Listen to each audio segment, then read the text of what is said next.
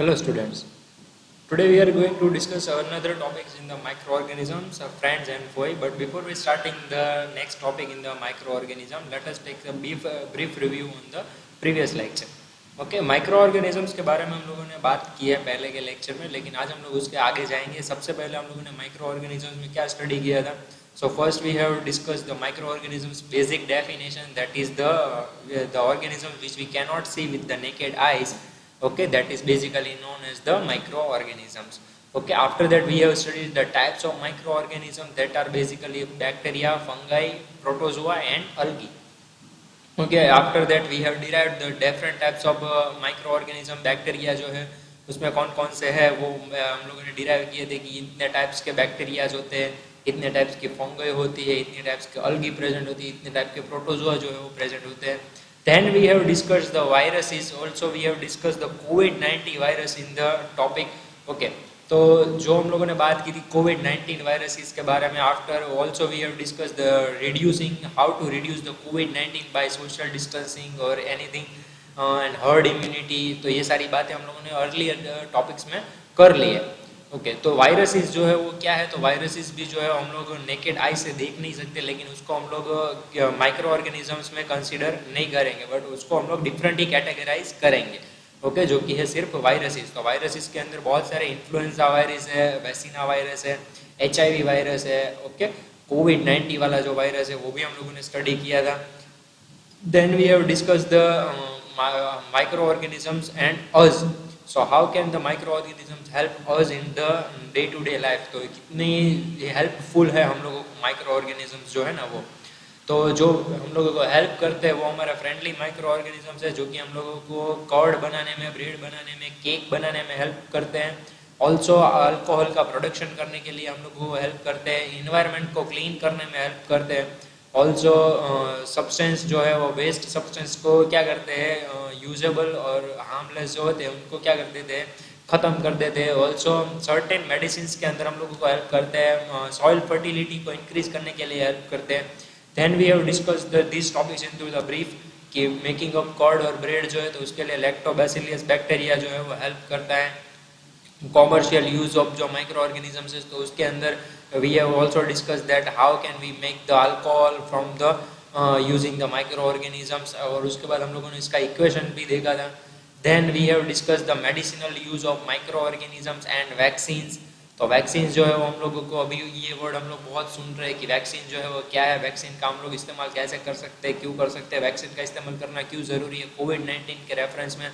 तो ये सारी चीज़ें उसके लिए हम लोगों ने एंटीबॉडीज़ और एंटीबायोटिक्स वो भी सारी चीज़ें जो है वो स्टडी कर ली थी इसके पहले के चैप्टर में. Now we are discussing increasing the soil fertility. So how can we increase the soil fertility. तो हमारे एटमॉस्फेयर के अंदर ऑलरेडी 78% नाइट्रोजन प्रेजेंट है.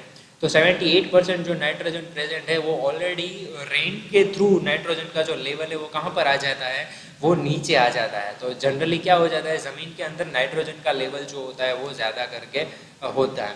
तो हम लोग उसके अंदर के जो नाइट्रोजन के जो नाइट्रोजन जो हमारे सॉइल के अंदर प्रेजेंट है उसको हम लोग क्या करेंगे, ज़्यादा करेंगे. तो नाइट्रोजन की जो फर्टिलिटी है वो हम लोग बढ़ाएंगे.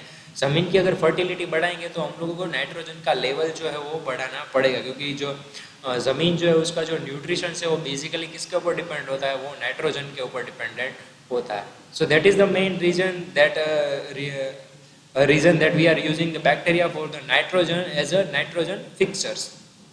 ओके तो ये बहुत ही इम्पोर्टेंट टॉपिक है.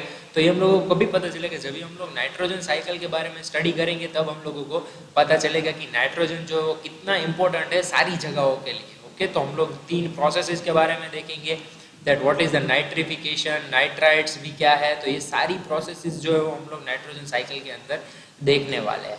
Okay also cleaning the environment बहुत ही इंपॉर्टेंट टॉपिक है आज की हमारी जनरेशन के लिए, कि भाई हम लोग एनवायरनमेंट जो है वो बहुत ही गंदा रखते हैं. तो गंदा रखते हैं तो हम लोगों को ज़्यादा करके जो बायोडिग्रेडेबल चीज़ें हैं उसका ही इस्तेमाल करना चाहिए डे टू डे लाइफ के अंदर, ना कि हम लोगों को नॉन बायोडिग्रेडेबल चीज़ों का इस्तेमाल करना चाहिए. लाइक प्लास्टिक है, पॉलीथीन बैग्स हैं, इसका जो हम लोग इस्तेमाल कर रहे हैं तो वो सारी चीज़ें जो है वो नॉन बायोडिग्रेडेबल है, मतलब कि उसको जो है वो ज़मीन भी ख़त्म नहीं कर सकती है. ज़मीन के अंदर के जो माइक्रो ऑर्गेनिजम्स है वो उसको डिस्पोज नहीं कर सकते, उसको खा नहीं सकते, उसको बिगाड़ नहीं सकते, उसको सड़ा नहीं सकते। ओके, तो इस वजह से ऐसी सारी चीज़ों का इस्तेमाल करना चाहिए जिसके यूज़ से क्या हो जाए कि भाई हम लोगों को जितना जो डिस्पोज करना है, जो हम लोग डिस्पोज कर रहे हैं उसको डिकम्पोज करके बैक्टीरिया जो है वो माइक्रो ऑर्गेनिज्म जो है वो क्या कर दे, ख़त्म कर they easily. Okay, so main reason जो है वो हमारा क्या है कि हम लोग जो फर्टिलाइजर्स का इस्तेमाल करते हैं उसकी जगह पे हम लोग क्या इस्तेमाल करें, मैन्योर का इस्तेमाल करें। ओके, जनरली ये सारी चीज़ें जो है वो इम्पोर्टेंट है क्लीनिंग द एनवायरनमेंट के लिए। तो इसके लिए हम एनवायरनमेंट को क्लीन करने के लिए 3 R's का इस्तेमाल भी कर सकते हैं। The first R is called as the reduce, reuse and third R is a recycle.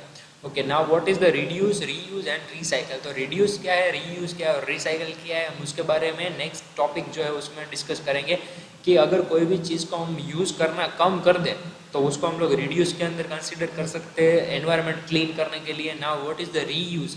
तो रीयूज यानी कि उसी चीज़ को अगर वापस मैं यूज़ करूँ then it is a reuse. Okay, और अगर रिसाइकल करना है तो मुझे उस चीज़ को कन्वर्जन करके केमिकल प्रोसेस करके उसमें से दूसरी कोई चीज़ बनानी है और उसको फिर यूज़ करना है। So that is the way of I can clean the environment. Okay, and atmosphere भी हमारा क्लीन रहेगा तो हमारे लिए अच्छा है, क्योंकि अभी बहुत सारी ऐसी जगह है जहाँ पर एनवायरनमेंट जो है वो जनरली क्या हो रहा है, बहुत ही डैमेज हो रहा है। तो उसकी वजह से हमारी ब्रीदिंग सिस्टम भी जो है वो क्या हो जाएगी, ख़राब हो जाएगी। Okay, now let us discuss about the harmful microorganism. So what is the harmful microorganism? The microorganism that are caused our health as a damage. Okay, हमारी हेल्थ को जो डैमेज करते हैं, ओके, हमारी हेल्थ को जो खराब करते हैं वैसे जो ऑर्गेनिजम्स हैं माइक्रो, ओके, उसको हम बेसिकली क्या कहते हैं, हार्मफुल माइक्रो ऑर्गेनिजम्स कहते हैं। और उस हार्मफुल माइक्रो ऑर्गेनिजम्स का एक छोटा सा वर्ड जो है वो क्या है, पैथोजेंस। ओके, उसको हम लोग क्या याद करेंगे, पैथोजेंस। तो बहुत ही इजी डेफिनेशन है, just you can memorise like that. The disease causing microorganism, the disease causing microorganisms are called as the pathogens. Okay, you can write it easily और ये आप लोग रिमेंबर भी कर सकते हैं। क्या हम लोगों ने 3 जो है वो डेफिनेशन ऑलरेडी की है। एक तो माइक्रो ऑर्गेनिजम्स के बारे में हम लोगों ने स्टडी की है, तो उसकी डेफिनेशन है इंपॉर्टेंट। उसके बाद हम लोगों ने एंटीबायोटिक्स या एंटीबॉडीज़ की डेफिनेशन की थी। उसके बाद ये तीसरी डेफिनेशन है जो इम्पोर्टेंट है बहुत ही ज़्यादा। ओके, तो ये आप लोग याद रख सकते हो। तो जो हमारी हेल्थ को क्या करते हैं, डैमेज करते हैं, वैसे ऑर्गेनिजम्स को हम लोग क्या कहेंगे, पैथोजेंस कहेंगे। Okay, disease causing micro organisms जो है वो हम लोगों पे अटैक कैसे करते हैं। So generally they attack from the air we breathe, the water we drink और फूड वी ईट। तो ये बहुत सारी जगहों से हम लोगों को क्या कर सकते हैं, डैमेज कर सकते हैं हमारे हेल्थ सिस्टम को। ओके, जो पैथोजेंस है यानी कि हमारी हेल्थ को ख़राब करने वाले जो ऑर्गेनिजम्स हैं वो हमारे शरीर के अंदर घुसेंगे कैसे। तो कई बार क्या होता है, ब्रीदिंग से घुस जाते हैं, कई बार हम लोग जो पानी पीते हैं उससे घुस जाते हैं, कई बार जो हम लोग फूड खाते हैं उससे घुस जाते हैं। सो जनरली क्या होता है कि there are 2 types of disease causing microorganism. The first is the communicable diseases and the second one is the uncommunicable disease. तो कम्युनिकेबल डिजीज जो है उसमें क्या होता है कि जनरली हम लोग किसी पर्सन के कांटेक्ट में आ जाते हैं और उस पर्सन के कांटेक्ट में आने के बाद हम लोगों को जो डिजीज होता है that is we can define as the communicable disease. मतलब कि मान लो कि अगर मुझे ज़ुकाम हो गया है तो मैं अगर ज़ुकाम से यहाँ से छींक खाऊंगा तो क्या हो जाएगी, वो आपके यहाँ से एयर के थ्रू ब्रीद हो, आपकी जो ब्रीदिंग सिस्टम है उसके अंदर घुसेंगे और फिर आपको भी ज़ुकाम करेंगे। तो ये जनरली जो कम्युनिकेबल डिजीज़ है वो ऐसे होते हैं, जनरली वो पर्सन के डायरेक्ट टू डायरेक्ट कांटेक्ट में आने की वजह से होते हैं। Okay, examples of such disease includes cholera, common cold, chicken pox and tuberculosis. There are some insects and animals which acts as a carrier of disease causing microbes. Housefly is one of such a carriers. Carrier मतलब किसी चीज़ को जो उठा के लेके आते हैं, तो मतलब कि हमारी जो साइकिल का कैरियर होता है तो हम लोग उसमें क्या बैग डाल के आते हैं। ओके, तो कैरियर का मतलब क्या होता है कि कोई भी चीज़ उठा के लेने आने वाला। तो हाउस फ्लाइज है वो भी कैरियर है। किसकी कैरियर है, तो वो जनरली है डिजीज़ की कैरियर है। तो वो कहीं पर से डिजीज़ लेके आएंगी, फिर हमारे खाने के ऊपर बैठेंगी तो जनरली हमारे खाने को भी वो क्या करेगी, डैमेज करेगी, फिर हम वो खाना खाएंगे। सो हमारे शरीर के अंदर भी वो जो है वो जर्म्स जाएंगे और फिर हम लोगों को भी वो बीमारी हो सकती है। Pathogens stick to their bodies when these flies sit on the uncovered food. They may transfer the pathogens. तो ये जो है वो किसी खाने के ऊपर बैठेंगी और खाना जो है वो अगर अनकवर्ड होगा तो जनरली क्या होगा, उस अनकवर्ड खाने को वो क्या करेगी, डैमेज करेगी. All mosquitoes breed in water.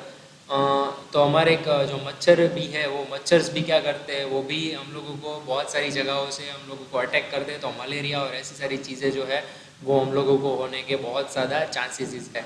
Okay, तो ये डिजीज कॉजिंग माइक्रो ऑर्गेनिजम्स थे. हम लोगों ने उसमें देखे सारे डिजीज कॉजिंग माइक्रो ऑर्गेनिजम्स जो है वो disease causing microorganisms in animals.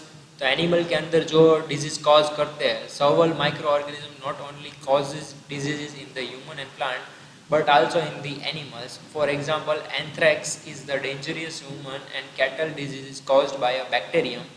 Foot and mouth disease of the cattle is caused by a virus. तो ये सारी चीज़ें जो हैं एग्जाम्पल दिए गए हम लोगों को. एंथ्रेक्स जो है वो भी बहुत ज़्यादा डेंजरस है. Human and cattle disease caused by the bacterium. Also foot and mouth disease of cattle is caused by a virus. उसके बाद disease causing microorganisms in plant. तो microorganism disease causing microorganism जो plant के अंदर already है वो कौन कौन से हैं. प्लांट के अंदर wheat, rice, potato, sugar cane, orange, apple और अदर्स को जो डिजीज कॉज्ड करते हैं. ओके, वो भी हम लोगों को प्लांट को क्या करते हैं, करके देते हैं, डैमेज करके देते हैं. तो फिर वो प्लांट हम लोग खाएंगे तो वो क्या हो जाएगा, हम लोगों को ज़्यादा करके हमारी हेल्थ खराब हो जाएगी. ओके, फूड पॉइजनिंग है. जो food poisoning could be due to the consumption of food spoiled by some microorganisms. Microorganisms that grow on our food sometime produce toxic substances. Food poisoning में क्या होता है कि कई बार हमारा जो खाना होता है वो बिगड़ जाता है और वो बिगड़ा हुआ खाना हम लोग खा लेते हैं. तो generally this are cause the food poisoning to our health. तो मतलब फूड पॉइजनिंग में हमारा पेट दर्द करता है, हम लोगों को एसिडिटी हो जाती है जनरली. उसके अलावा हम लोगों को बुखार आ जाता है, हम लोगों को सर दर्द करता है. तो फूड पॉइजनिंग की वजह से ये सारी चीज़ें जो है वो होती है. फूड प्रिजर्वेशन के बारे में स्टडी करेंगे कि फूड प्रिजर्वेशन जो है वो क्या है. तो जनरली जो हमारा फूड प्रिजर्वेशन है यानी कि हमारा खाने को हम लोगों को अच्छे से बचाना है, अच्छे से रखना है. क्यों? क्योंकि वो ख़राब ना हो जाए, हम लोगों को फूड पॉइजनिंग ना हो जाए उसके लिए. तो हम लोग generally how can we preserve the food by using the chemical method, by using the preservation by common salt, by using the preservation of the sugar and by preservation of oil and vinegar.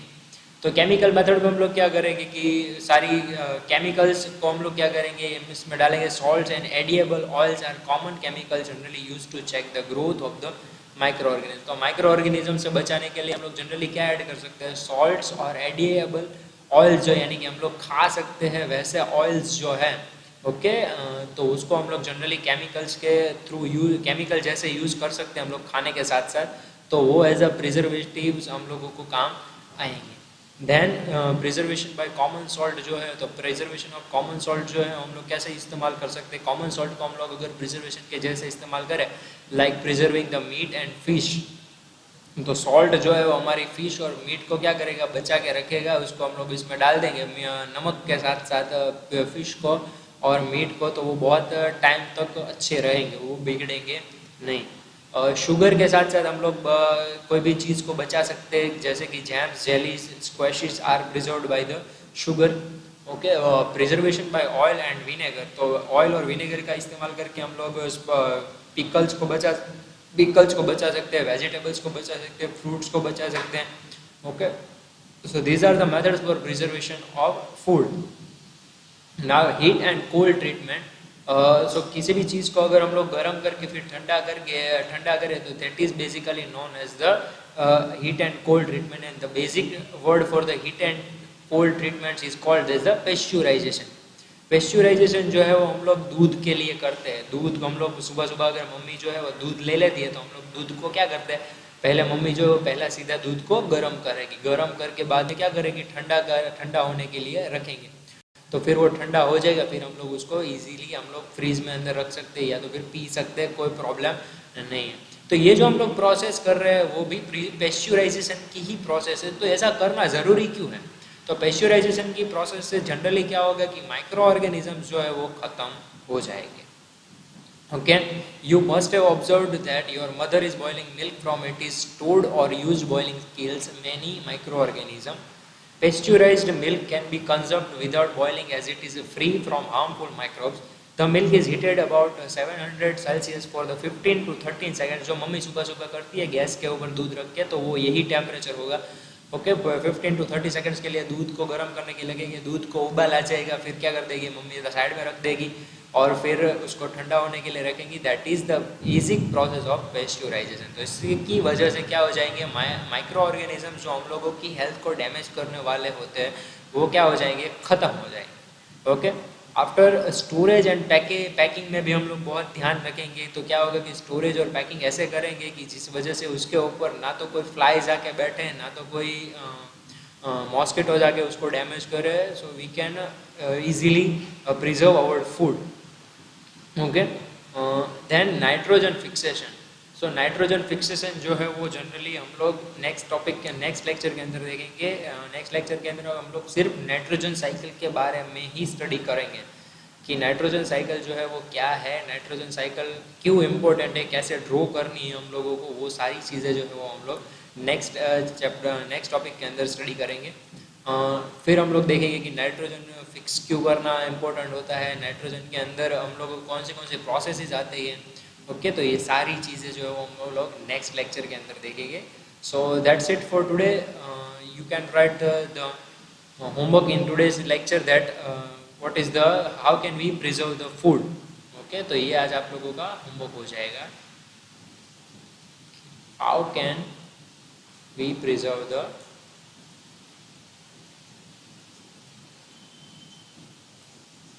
Food. Okay, ये आप लोगों का आज का question है. Also आप लोग लिख सकते हो disease causing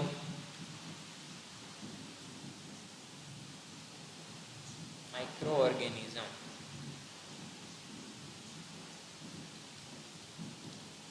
Okay, so that's it for today's lecture.